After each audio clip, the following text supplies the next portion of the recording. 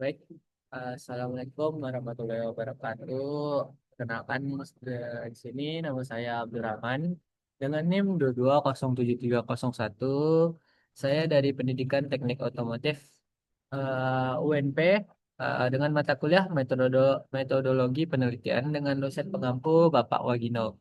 Di sini saya akan menjelaskan identifikasi dan perumusan masalah penelitian untuk mengganti absen saya pada minggu kelima.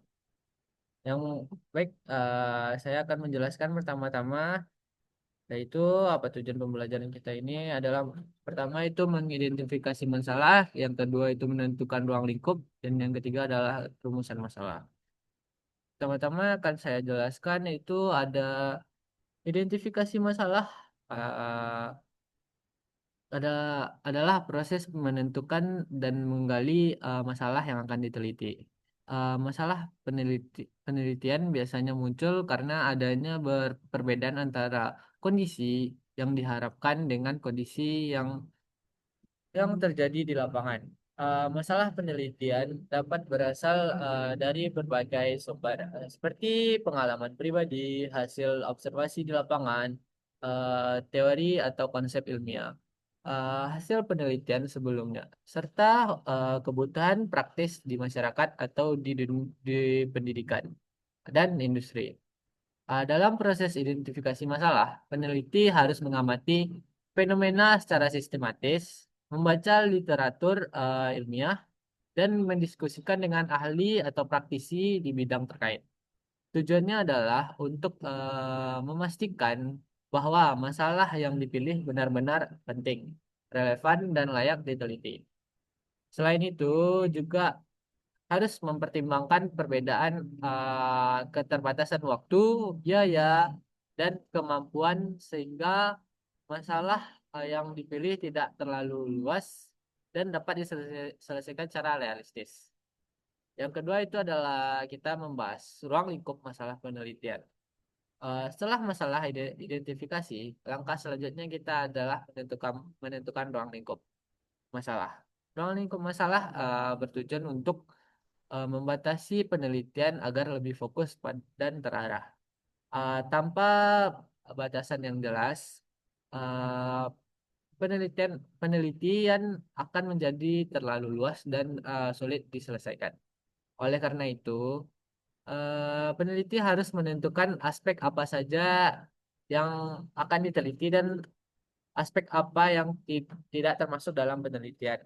Misalnya, jika meneliti tentang prestasi belajar siswa, ruang lingkup penelitiannya biasanya dibatasi pada satu sekolah, pada suatu mata pelajaran, atau pada suatu kelas tertentu. Pembatasan ini membantu peneliti untuk dalam merancang metode penelitian yang efektif dan efisien. Yang ketiga kita akan membahas pada tujuan masalah penelitian. Eh, Perumusan masalah dalam langkah adalah langkah penting yang mengubah masalah umum menjadi pertanyaan penelitian yang lebih jelas dan spesifik. Rumusan tersebut biasanya ditulis dalam bentuk kalimat karena kalimat tanya. Bentuk rumusan masalah dapat berupa yang pertama yaitu rumusan masalah deskriptif, yaitu pertanyaan yang bertujuan untuk menggambarkan suatu fenomena. Yang kedua itu adalah rumusan masalah komparatif, yaitu pertanyaan yang membandingkan dua kelompok atau lebih. Yang ketiga itu adalah rumusan masalah asosiatif, yaitu pertanyaan yang meneliti hubungan antara dua variabel atau lebih. Ya, ada juga dalam menentukan rumusan masalah, penelitian harus memastikan bahwa rumusan masalah jelas, tidak ambigu, dapat diteliti secara empiris sesuai dengan tujuan penelitian. Rumusan masalah juga harus mencerminkan variabel yang diteliti serta subjek dan konteks penelitian. Kita lanjut hal-hal yang perlu dipahami untuk masalah penelitian. Yang pertama, yang pertama ada beberapa hal yang perlu diperhatikan dalam perumusan masalah, yaitu ada tiga di sini. Yang pertama adalah merumuskan masalah yang relevan dengan bidang ilmu ya, ilmu dan memiliki nilai ilmiah. Yang kedua itu adalah rumusan masalah harus dapat dijawab melalui metode penelitian yang tersedia. Yang ketiga adalah rumusan masalah harus spesifik, tidak terlalu luas dan tidak terlalu sempit.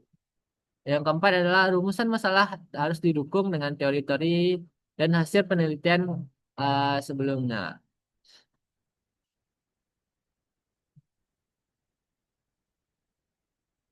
Sumber-sumber identifikasi masalah yang pertama itu adalah observasi lapangan, itu pengamatan langsung terhadap fenomena atau kejadian lingkungan nyata. Yang kedua itu adalah pengalaman dan fenomena. Itu pengalaman pribadi atau isu-isu aktual yang menarik perhatian. Yang ketiga itu adalah teori atau literatur, kajian mendalam terhadap pustaka ilmiah yang ada, mencari celah penelitian. Yang keempat itu adalah penelitian sebelumnya, hasil dari rekomendasi dari studi terdahulu yang membuka peluang riset selanjutnya. Yang kelima itu ada kebutuhan industri atau edukasi, masalah praktis yang dihadapi oleh sektor industri ataupun pendidikan.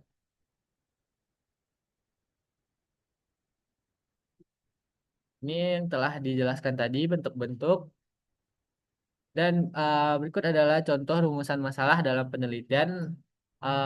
Berikut adalah beberapa contoh rumusan masalah, yaitu bagaimana hasil belajar siswa. Yang pertama itu adalah deskriptif. Contohnya bagaimana hasil belajar siswa pada mata pelajaran otomotif di SMK tertentu dan pada ajaran tahun 2003 atau 2004. Seperti itu contohnya.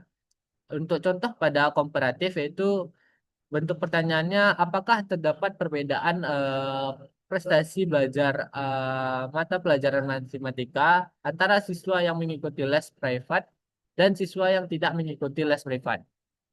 Dan pada contoh pada asosiatif, apakah penggunaan media pembelajaran digital berpengaruh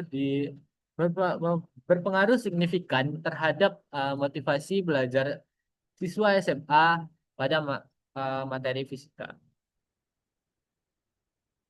Hal-hal penting dalam merumuskan rumusan masalah yang itu tadi yang telah kita sebutkan, yang pertama itu jelas dan spesifik, tidak ambigu, fokus pada satu isu pertama agar arah penelitian tidak menyimpang. Dapat diuji ilmiah, memungkinkan pengumpulan data dan analisis menggunakan metode ilmiah yang valid. Yang ketiga itu sesuai tujuan penelitian, sejalan dan sasaran akhir yang ingin dicapai melalui penelitian tersebut. Dan didukung teori dan penelitian terdahulu, memiliki landasan konseptual yang kuat, bukan sekedar spekulasi saja. Berikut adalah kesalahan umum dalam perumusan masalah. Yang pertama itu tidak luas, tidak dapat diukur, tidak sesuai tujuan, tidak berbasis teori. Jadi kesimpulan pada materi kali ini adalah yang pertama itu identifikasi masalah, tahap tahap krusial untuk menentukan dan mengenali kesenjangan yang menarik untuk diteliti.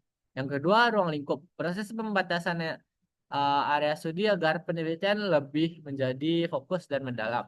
Yang ketiga itu rumusan masalah, formulasi pertanyaan-pertanyaan kunci yang akan dijawab melalui investigasi ilmiah. Ketiga tahapan ini merupakan fondasi utama bagi keberhasilan suatu penelitian, memastikan bahwa studi yang dilakukan relevan, terarah, dan dapat dipertanggungjawabkan secara ilmiah.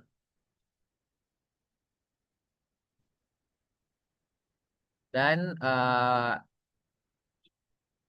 itu saja yang mungkin saya jelaskan pada materi minggu kelima sebagai pengganti absen saya. Mungkin saya tutup video sampai ini.